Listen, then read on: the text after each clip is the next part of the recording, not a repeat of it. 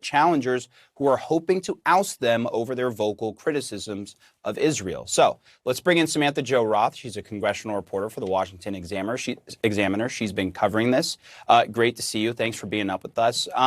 Look, I want to take a look at some of your most recent reporting. I mean, it shed light on the impact the war is having on these House races, which candidates are likely to be impacted most, or which candidates do you expect, I should say, do you expect to be impacted most?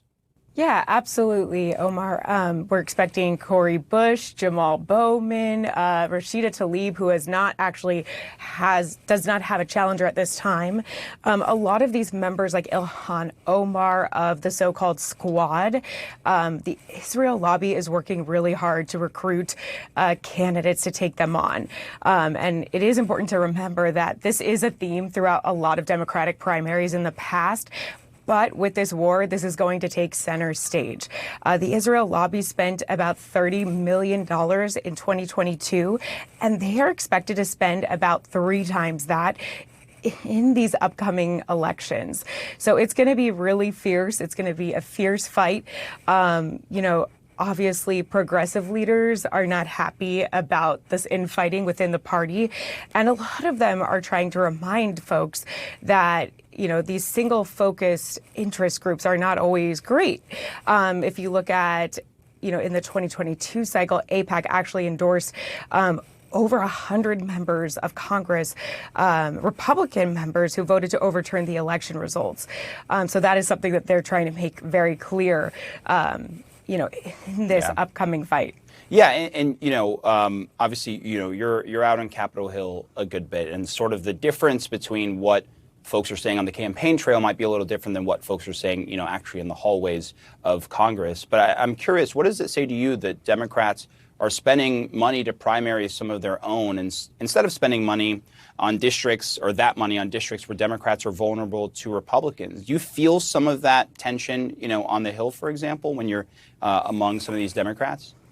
Yeah, absolutely. This is something that a lot of Democrats are worried about. They're worried that, instead of focusing on, getting Democrats elected to office, instead of keeping, all of these really important Democrats in place, they're worried that these, Israel lobby groups are going to, potentially, get some of these Democrats out. It is important to remember that these incumbents, it is really hard for this lobby to be able to get them out. A lot of them are very popular in their districts. For example, Rashida Tlaib, is a master at constituent services. They are prolific fundraisers of their own, but, this outside money certainly is a threat to them. And, money isn't everything, but it certainly helps when it comes to an election. So this is a theme that we're going to watch throughout the rest of this cycle.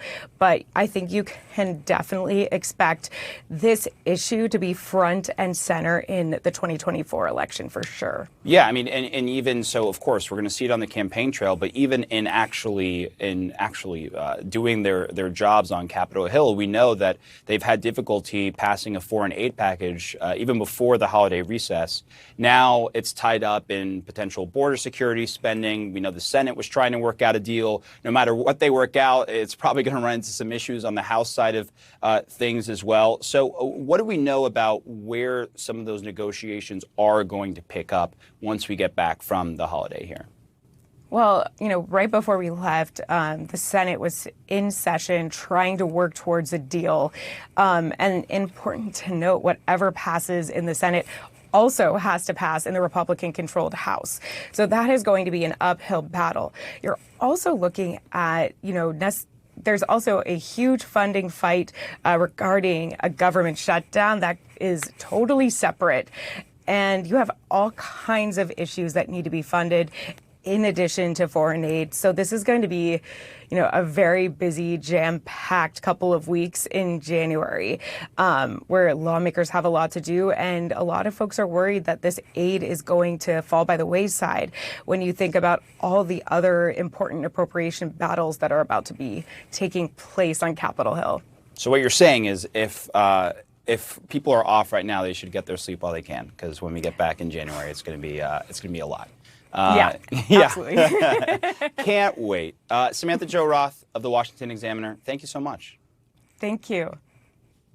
All right.